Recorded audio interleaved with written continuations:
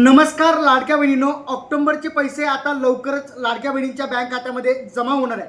पण आता बऱ्याचशा लाडक्या बहिणींचे प्रश्न आलेले आहेत की सर, या लाडक्या बहिणींचे जे पैसे पडणार आहेत ऑक्टोबरचे, त्याच्यासाठी ई-केवायसीची गरज आहे काय?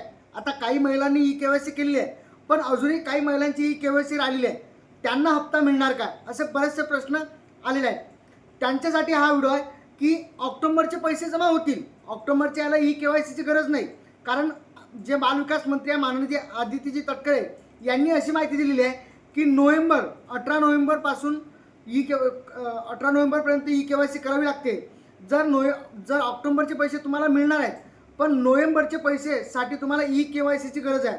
नोव्हेंबरचे पैसे मिळवण्यासाठी तुम्हाला ई-केवायसी करावीच लागणार आहे, पण जो आता लवकर 4 ते 5 दिवसात जे पैसे जमा होतील त्याच्यासाठी ई-केवायसीची गरज नाही।